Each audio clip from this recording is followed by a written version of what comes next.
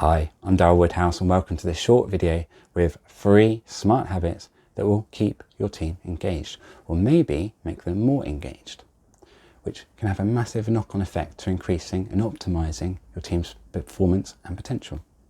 A stat for you: an engaged team gives you 202% higher community performance. And by the way, if you find this video helpful after watching to the end, then check out my free ebook, 4 epic life work effect pillars of smarter hybrid working, where you can find more useful tips and habits just like those that I'm about to share. Another stat for you: highly engaged teams are 21% more productive. So how do we keep our team engaged? We can start with action number 1. Recognise and praise.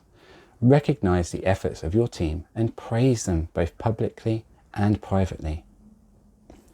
If your team feels appreciated for the work that they put in, and if they know that they are a great asset to the team, then they will strive further and push for more results. You might think this is obvious, but I'm telling you, even the most successful organisations, leaders and teams are not doing this. Or rather, a lot of them aren't doing this. And if they are doing it, they're not doing it consistently enough. And most people need to be reminded of this stuff. We need support. We need communication. Step number 2, encourage failure. Encourage them to take risks with confidence, but also ensure they don't feel demotivated when they don't encounter success.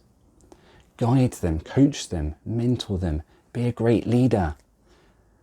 Help them reflect on their actions. What went wrong? Who was involved?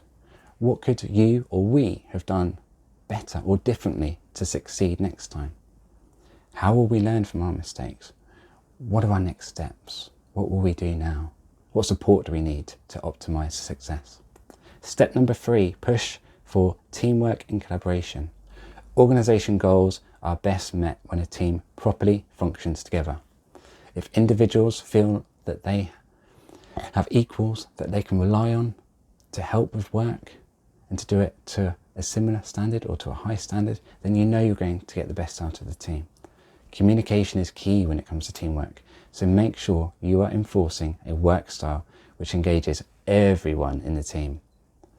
To give you an example, one financial services organisation which I did a transformation change programme with a couple of years back, the focus was on an underperforming sales performance. So we looked at the sales division. Now, what I discovered from an initial assessment was that the company for years had been recruiting a one-size-fits-all approach to the salespeople it brought in. In short, the people it recruited for, what they were expected to do was to generate leads themselves, to convert those leads and get the deals over the line, make those into revenue, to paying customers, and then they were expected to service those customers and to account manage them, to keep them happy and to grow the average value of those customers. And that had got the organisation so far in it, but literally these job specs hadn't changed for decades. And what I was able to see quite quickly was that most of these sales managers that they'd hired, most of them were not good at all of those 3 areas that I mentioned. They tended to only be particularly good at one of the 3.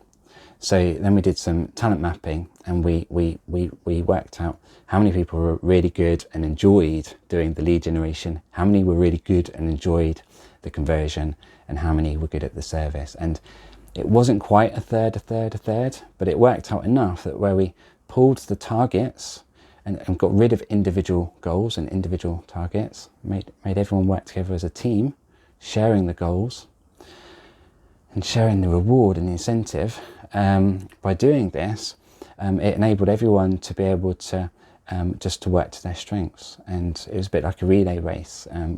We put some systems and process in place and some training, of course, to support, to make sure that there were going to be no or minimal clinks, let's say. And so we piloted this initially. And guess what happened after the pilot? Employee engagement, motivation levels went through the roof. Profit went through the roof. Customer service scores started going upwards very quickly. We had a much higher lead conversion over a shorter time frame. So we then rolled that out to the entire division. And that organisation now, where I still have some friends and still keep in touch, they still use this same approach I gave them. So it's very, very simple, but sometimes it's the most simple things that are the most effective. And sometimes it takes an external person, a fresh pair of eyes, to be the one to say, you know, to ask perhaps stupid questions, ask questions that have never been asked before. And that's what I did in simple terms. And it created massive profit growth and massive improved success. The other benefit of improving the employee engagement and motivation, of course, is that over beyond the pilot, over a longer term,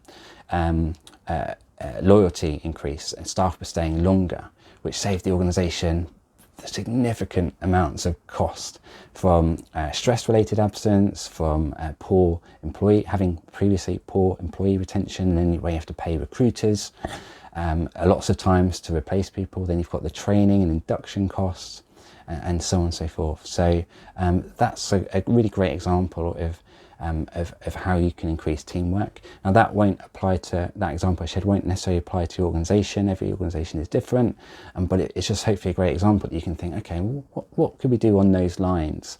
How can we better update our job specifications, or have more flexible job specifications for our staff and our future hires to better help people play and work to their strengths? Someone's weaknesses are someone else's strengths. So great, let's get some swapping going on and some teamwork, and let's use it to supercharge our productivity and our performance.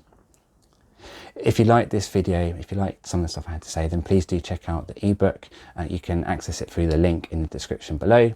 And of course, I would love to hear from you. How do you feel about this video? Was it helpful? Was there anything you felt that can be better in the next one? Something you didn't like?